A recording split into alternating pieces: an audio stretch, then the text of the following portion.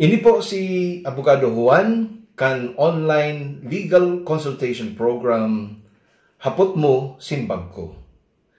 Ano po tapo ngunyan manungod po sa child support or parental support sa aki, ano po? Anhapot po uya. Ang aki ko po nakaapelyido sa ko bako sa ama niya. Asin day po kami kasal. Pwede daw pong maobligar na magsuporta ang ama sa samuyang aki. Siyempre po, pwede, bako lang pwede talaga. Talagang obligado na magtao po ng suporta ang ama sa aki. Bako lang nga ng ama, kundi kamo mga magurang, takang kamo po nagdesisyon na mag-gibon ng aki sa kasirami, maray. Yan pala kayao ng aki.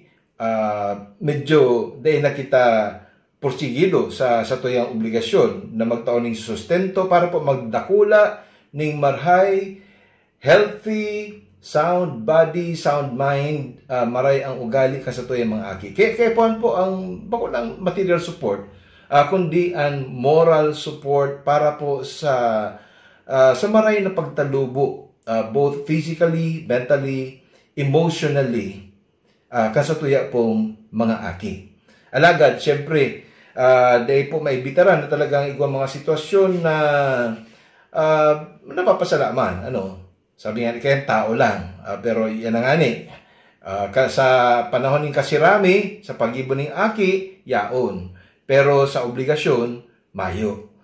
Base po sa Article 195 kan Family Code, nakalag po dyan na obligasyon kan mga magurang na magtaon ng suporta. Bako lang po sa legitimate children o sa mga aki na kung saan ang mga magurang, igo po ning basbas ning kasal, legal ang pag-inaguman, kundi pati duman sa nagkaigwa ning relasyon na nagbunga ning aki. Aron po sa sitwasyon nindo, sa hapot po garo klarado na suway na kamo kan sa imong agom, tapos ang sa imong aki nakapangaran nga ni po, nakaapelido sa imo bilang sarong ina bako po sa ama. Ngunya nang hapot po kung obligadong magtaoning sustento. Iyo po base sa Family Code Article 195 paragraph 4. Dawa po illegitimate child kay puan suportaran.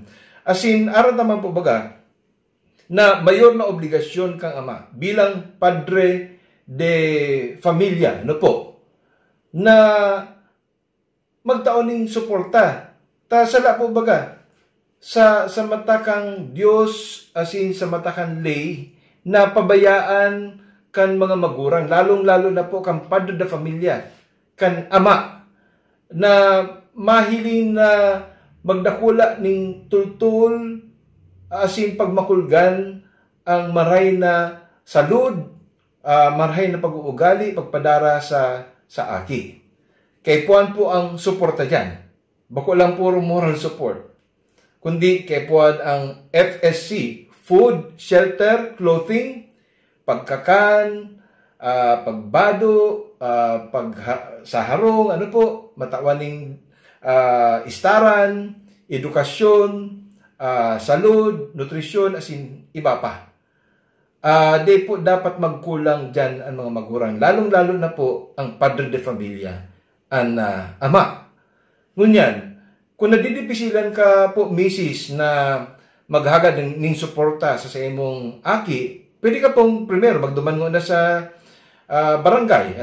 I-barangay ang ama. O kaya magduman po sa DSWD para maisawmon ang sa imong karelasyon dati na suway na nga ni kamungunyan, para po maobligar na magtaon ng suporta.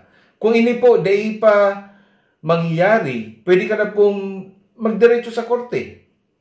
Kung medyo mayo-mayo kita, maghagad kita ng tabang sa Public Attorney's Office, na iyo po ang matabang sa imo para po magkaigwa ng orden ang korte ning support.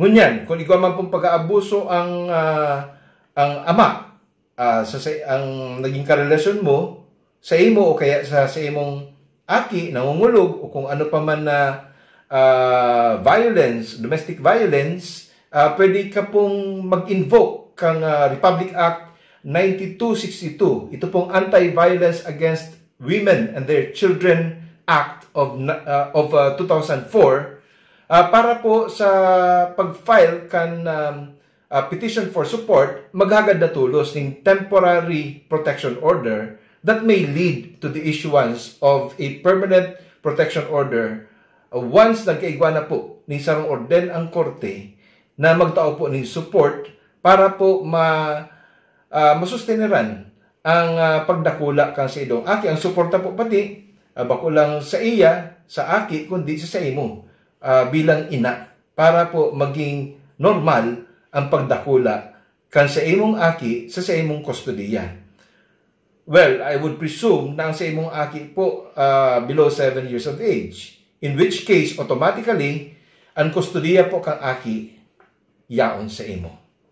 Ini po si Abogado Juan, pag tama-tama, pag sala-sala.